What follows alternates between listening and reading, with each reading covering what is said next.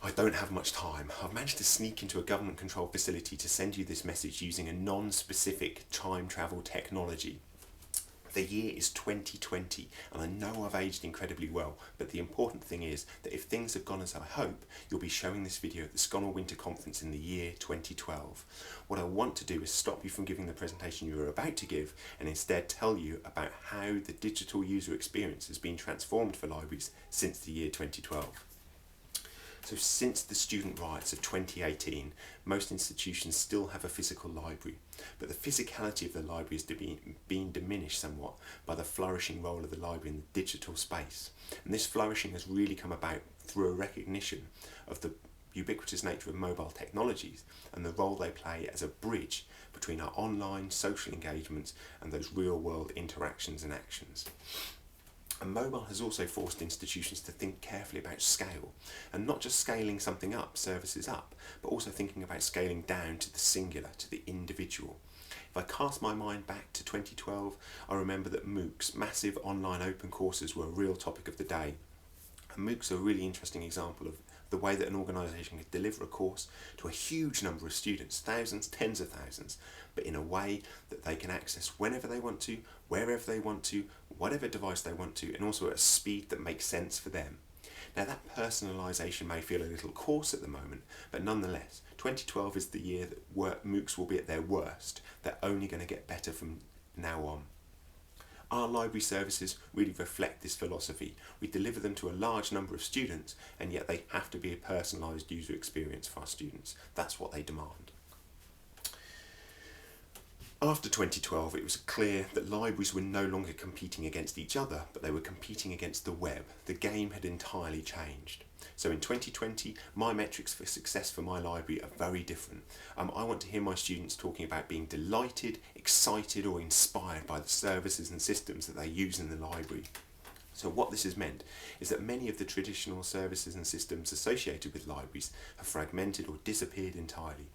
For example, we no longer use a discovery layer that's delivered by the library, but instead that's been replaced by a peer-to-peer discovery network. And the role of the library there is just really to facilitate those interactions between students and researchers and ensure that the data is reliable and timely enough to deliver the resources that students need wherever they are and whichever context they may be in.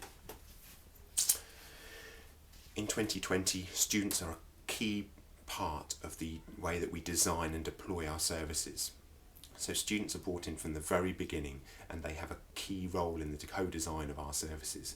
And this has meant that we've been able to be much more agile as an organisation in the way that we develop our services and ensure that they meet the needs of our users and are able to constantly adapt to those needs as well. It's also allowed us to break down some of those conceptual barriers that have existed between the support role within the institution, such as the library, and those learning, teaching and research roles as well. So those barriers have almost entirely gone now.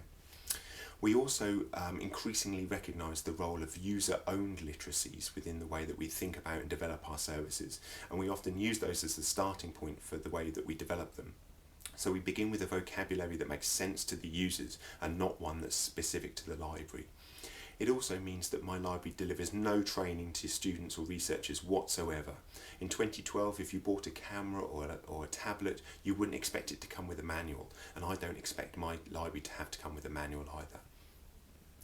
In 2020, we collect data from across the institution and the library itself, and we augment that with the skills and the talent and the intuition of our staff to deliver exceptional user experience to our students and to make sure that the services and the systems that we deliver are meeting the needs of our students.